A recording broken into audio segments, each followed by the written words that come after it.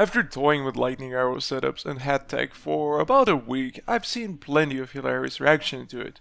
From people panic rolling to people rage quitting. To be honest, I sort of actually enjoy using lightning arrow. So naturally, the way people react to it just cheers me up, which is totally opposite compared to my previous experience with setups I've enjoyed, like the notorious Black Knight Shield setup. Anyway, I've decided to follow the trend, and today I present you a video on how to counter lightning arrow, so that if you guys face it on the arena or in a fight club, you can have a good idea on how to deal with it. So let's break it down, analyze what you should do against lightning arrow and what you shouldn't, starting with something that I see almost every fucking duel, and I'm talking about panic rolls.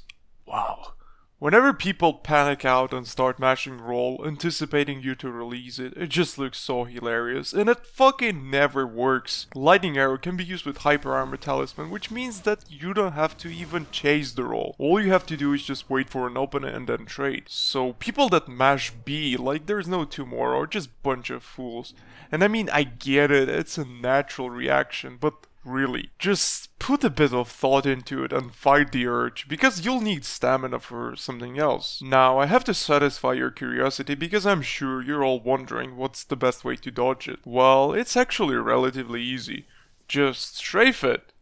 All you have to do is just start dashing and strafe sideways. Despite lightning arrow having a really good tracking up close, due to its projectile nature, it lacks any kind of tracking when it comes to longer distances. This is actually the reason why you see me walk up close to my opponents on arena, because being up close is the only way to ensure that you can't strafe dodge my attack. So simply zoning out a bit and then dashing sideways is a very easy and guaranteed way to avoid it. Now, the next worst thing you can do when facing lightning arrow is attempting to trade without hyper armor. Just forget about it. You are very likely to lose the trade, which will leave you exposed. On a proper build, lightning arrow does something between 250 and 300 damage, which is more than enough to outbid pretty much any fast weapon in the game. However, if you're having a weapon with hyper armor, then trading is actually the best thing you can do. It's pretty much the easiest way to defeat lightning arrow setup. If you're running something like 66 strength Yorm's Machida setup, you are free to set up the trade, because chances are you're gonna win it, no matter what combo setup your opponent is running. So if you have hyper armor and the proper setup for it, you can test the waters and see if your opponent packs an extra punch